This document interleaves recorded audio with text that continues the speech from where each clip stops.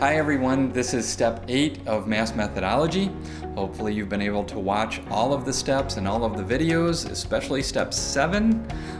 Goes very well with this one, okay, but I want to say a few things about overall steps of MAST before we get into the details of step 8. First is I want you to notice some differences between the first 4 steps where they're so time driven, and that's because of short-term memory.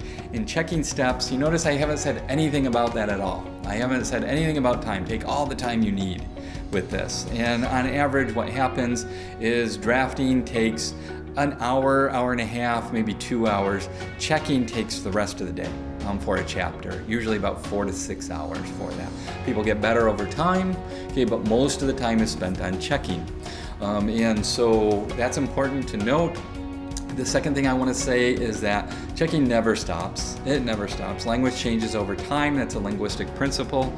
So we have things beyond 8 steps that are for the church to use over time.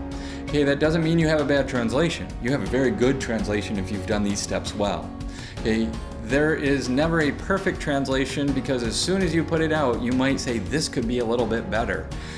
Because language is vague, another linguistic principle, and you have different interpretations of how things could be said.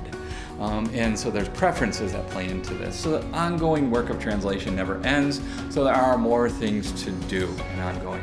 The other thing I want to point to is that authentic assessment should be done in each one of these steps, and you should have that rubric with you as you go through these steps, especially in step 8. This is the big step. This is the one that says, okay, we've gone through the first 3 steps of checking, and now we're going to do this last step to round it all out.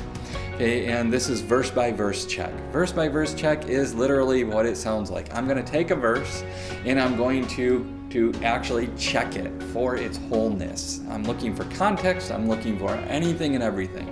I want to give you some history. Okay, the history of this is me actually doing my homework and saying, what does Bible translation do in all of its checking and all of its methods around the world? Now, of course, I couldn't learn all of the methods around the world and see its great variety, but I could learn some of them, and I could learn the general ideas of how was training happening for people to do checking? What was the expertise that was out there? I learned it, I lived it, I did it. Okay, and as we did that, we basically said, what are the important elements, and now how are they teachable? Step 8 was that teachable piece that says you can take pieces of how Bible translation is being checked and you can do it on your own. This is step 8. And so some history of how this came is that we were doing some things that said, okay, we have a group of 3, and one person who did the translation, they're going to read it, and the other person is going to translate it backwards, and then somebody else is going to listen with the source text right there, and they're going to do a comparison, and then they're going to look for notes and do everything. Well, that's true. You can do that in step 8. You can actually still do it exactly that way. That's a good way to do it. But you know you can remove people from that as well. You can say, I'm going to have a person who's just listening to it in the mother tongue, and they're looking at a source text, and they're going through anything and everything for the context of that verse. Now, they could be looking at a source text, and they should be asking questions.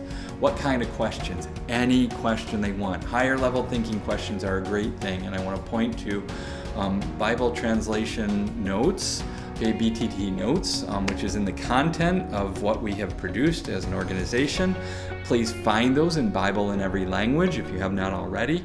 And as you use those, there's higher level thought questions in there. Translation questions is part of that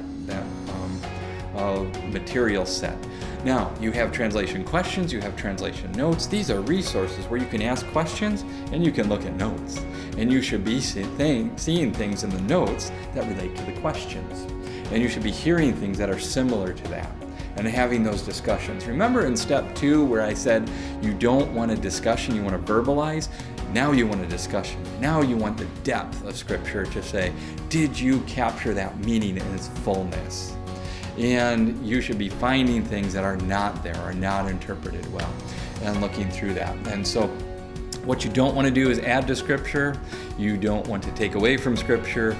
You don't want to give personal interpretive remarks to the scripture. You can do that as you're discussing, but you don't want to see that in the text. The pastor does the pastor's job, translator does a translator's job. Did they do a good job of saying, yep, same meaning, source text 1, same meaning, newly translated text. That's what you want in step 8. And so it looks a little bit like this. I'm a translator, I'm going to read you what I wrote, and I'm going to stop at a verse. I'm a checker, and I'm going to sit there and I'm going to say, wow, did you get this chunk? Did you get this chunk? Did you get this chunk? First, I'm going to check all the chunks in that verse. Are they all there in their whole meaning? Second is, if I see something missing, I'm going to ask a question. Third is, if I'm worried about meaning, I'm going to ask a question as well. If those 3 things are done, you're going to have a good step 8. And you're going to find that they've done a good job. Of course, you can find editing mistakes. You can find and look and see different things in punctuation. Okay, but this one is a little bit more oral, and you are actually taking in what you hear and comparing it and bringing in extra knowledge to it and giving them feedback to that. Okay, and if you do this, think about these all 4 steps together. I checked it myself with my individual eyes, fresh after I drafted it. I checked it with a partner, and they gave me feedback as well. And they are different than me, by the way. Third is I checked all the key words that they are there and they have right meaning behind them. Fourth is I checked every context of verse and it has the same right sense of meaning behind the source text. Wow, you have a good translation at this point. It's powerful, it's good, and you've done good work. This is a usable text that you can share, and we encourage you to quickly take it to the community in a form that they can accept it, whether that's written, whether that's oral, and get their feedback as well. And you know what? If there's something that was missed, guess what?